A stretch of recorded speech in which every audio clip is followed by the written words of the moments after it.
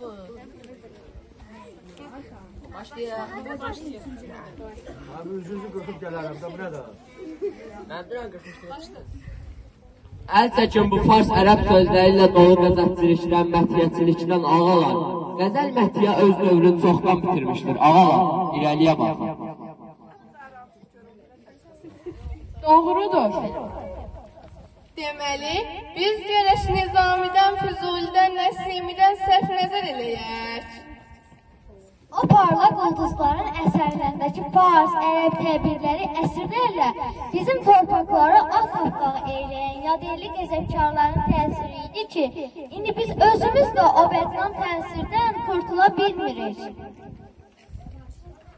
Ağalar, ərəb-fars dilləri millətin İslamın iftixarı olduğu üçün onun təsiri bizim kəlamlarımızı müəyyən edir.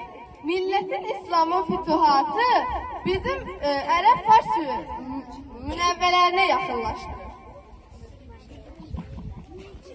Zahir bəy, bağışlayın. Mən deyəndə ki, siz öz millətinizi tanımırsınız, rəncidə olursunuz.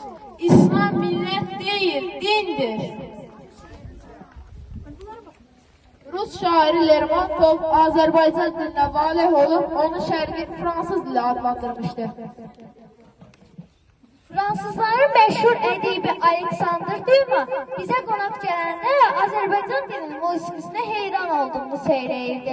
Fəqət hamıdan qabaq biz özümüz öz dilimizin qədir qiymətini bilməliyik, ağalar. Vaqifin təmiz Azərbaycan dilində yazdığı şeirləri oxuyanda insanın ruhu təzələnir. Elə bil qayalardan qaynayıb çıxan bulaqların səsini eşidirsən.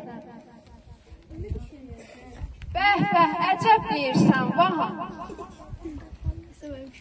Öz dilinə, öz milli varlığına sahib sənətkar bütün millətlər üçün əzizdir. Erməni ədəbi Mirzə Yusif Vaqifin təmiz Azərbaycan dilində yazdığı şeirləri toplayıb Tiflisdə kitab halında nəşr etmişdir. Dil bizim milli varlığımızdır, ağalar. Nə qədər ki Azərbaycan xalqı yaşayır, Azərbaycan dili də yaşayacaq. Mən Azərbaycan balalarını Homeri, Danteyni, Shakespeare, Pushkini öz doğma gözəl ana dillərində oxuyacaqlar günü görürəm.